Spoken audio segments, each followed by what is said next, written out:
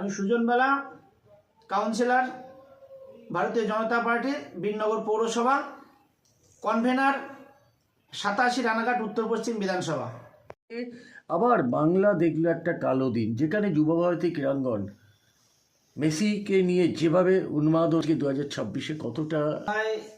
এটা প্রথম নয়, বাংলায় যে অরাজকতা, যে পরিস্থিতি চলছে দীর্ঘদিন ধরে তৃণমূল সরকারের আমলে, তো এটা নতুন কিছু নয়। কিন্তু যুব ভারতী ক্রীড়াঙ্গনে একটা ঐতিহাসিক কালো দিন, যেটা পশ্চিমবঙ্গবাসী, ভারতবাসী কোনোদিন দেখেনি, যে যুব ভারতীতে এই ধরনের একটা বিশৃঙ্খলার সৃষ্টি, যেভাবে অরাজকতার সৃষ্টি হয়েছিল, সেটা কোনো অবস্থাতেই কাম্য নয়।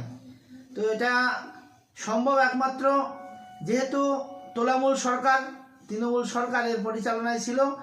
মেসিকে নিয়ে আসবার পর, অর্থাৎ যিনি পৃথিবীর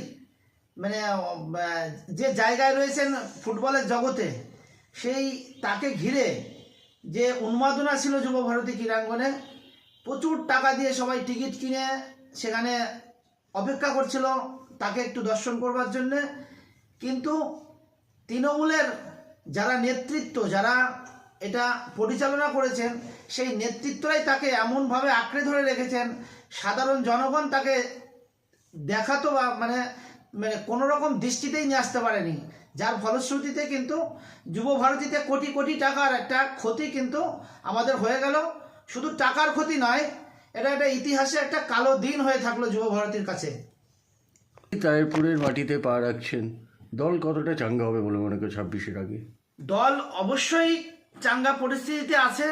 26-এ দল ক্ষমতায় আসবার জন্যে সমস্ত ধরনের রণকৌশল তৈরি হয়ে গেছে।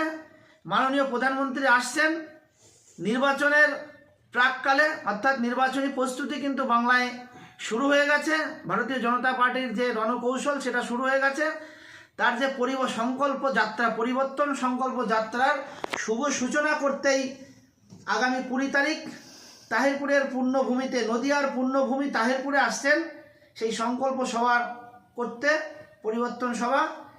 গত 2019 সালে একবার ঠিক এই মাঠেই মোদিজি এসেছিলেন, এসে অত্র এলাকায় যে ঝড় তুলেছিলেন, এখান থেকেই কিন্তু সেই লোকসভা ভোটের দামামা বেজেছিল এবং আমরা সে বছর 18টি সিট জয়লাভ করেছিলাম। এবারে 26-এ দল ক্ষমতায় আসছে নিশ্চিত। তার শুভ সূচনা তাহিরপুরের পূর্ণভূমি থেকেই, মোদিজির মুখ থেকেই আমরা শুনব। বার্তা একটাই, মানুষের জন্য কাজ করতে হবে, বাংলাকে নতুন করে সাজাতে হবে। বাংলার যা পরিস্থিতি হয়ে গেছে, বাংলার ঐতিহ্য নষ্ট হয়ে গেছে। আগামী দিনে, বিগত দিনে বাংলায় সমস্ত ভারতবর্ষকে পথ দেখাতো, কিন্তু সেই বাংলা এখন বিপর্যয়ের মুখে, বাংলা এখন ধ্বংসের মুখে।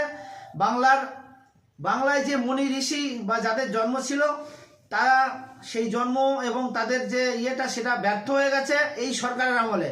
সেটাকে আবার পুনরুদ্ধার করতে হবে। যারা টিকিট পাবে, যারা আগামী দিনে বিধায়ক হিসাবে এই বাংলায় বিধানসভায় যাবে, তাদের একটাই বার্তা, বাংলাকে নতুন করে সাজাতে হবে, মানুষের জন্য কাজ করতে হবে, বাংলা যেন আবার সেই মৃত গৌরব ফিরে পায়। ধরেই বলি, বাংলার ঋষিমুনিদের তো প্রধানমন্ত্রী ঠিক মতন চেনেনি না। ঋষি বঙ্কিমচন্দ্র চট্টোপাধ্যায়কে উনি বঙ্কিমদা বলে ফেলেছেন সংসদে দাঁড়িয়ে। কি বলবেন এটা নিয়ে? মাননীয় প্রধানমন্ত্রী কিন্তু মানুষ, তিনি কিন্তু ভগবান নয়। আমরা তাকে ভগবান হিসাবে ভগবানের আসনে বসিয়ে রেখেছি, কিন্তু তিনি কিন্তু একজন মানুষ। মানুষ মাত্রই ভুল হতে পারে। আপনারা বিগত দিনে কিন্তু মাননীয় প্রধানমন্ত্রীর, যশস্বী প্রধানমন্ত্রীর এরকম ভুল কিন্তু আপনারা বিগত দিনে পাননি। সঙ্গে সঙ্গে ভুলটা হবার সঙ্গে সঙ্গেই কিন্তু তিনি আবার সেটা শুধরে নিয়েছেন এবং আন্তরিকভাবে শুধরে নিয়েছেন। অতএব এটা নিয়ে আমার মনে হয়, এটা নিয়ে বেশি কালচার হবার কোনো প্রয়োজন মনে হয় না। ওনারা বলছেন বিজেপি চড়িয়েছে, কিছু গেরুয়া বস্ত্র নিয়েছিলেন ওনারা, জল চড়েছেন। এটা নিয়ে কি বলবেন? ওখানে দেখা গেছে অশোক দিনদাকে শুধু টিকিট করে সারা পশ্চিমবঙ্গ থেকে কিন্তু টিকিট করে লোকে মেসিকে দেখতে গেছে। ওখানে কিন্তু শুধু বিজেপির লোকের যে অবাধ প্রবেশ ছিল সেটা কিন্তু নয়। ওখানে বিজেপির জনসভা ছিল না যে ওখানে শুধু বিজেপির লোক ছিল, ওখানে সাধারণ মানুষ ছিল। সাধারণ মানুষের ভিতরে আজকে সরকারের বিরুদ্ধে জনরোষ তৈরি হয়েছে, অর্থাৎ জনরোষের ভিত্তিতেই কিন্তু এই পরিস্থিতি সৃষ্টি হয়েছে। এটা বিজেপি করেনি, এটা ভুল কথা।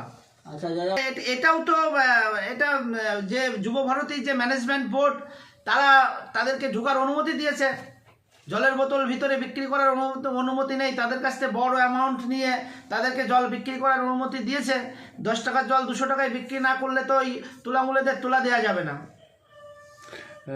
আচ্ছা, মাঠে আমাদের 2 লাখের উপরে বেশি লোক হবে, এটা আমাদের একদম আনুমানিক আইডিয়া। মানে মোটামুটি মাঠে জায়গা এটা কেন শুধু পুরো তাহেরপুর চত্বরেই ইয়ে তৈরি হবে, পুরো তাহেরপুর চত্বরেই একটা জনসমাগম তৈরি হবে এবং বিগত 19 সালে যে পরিস্থিতি তৈরি হয়েছিল তার থেকে অনেক বেশি লোক হবে এবার।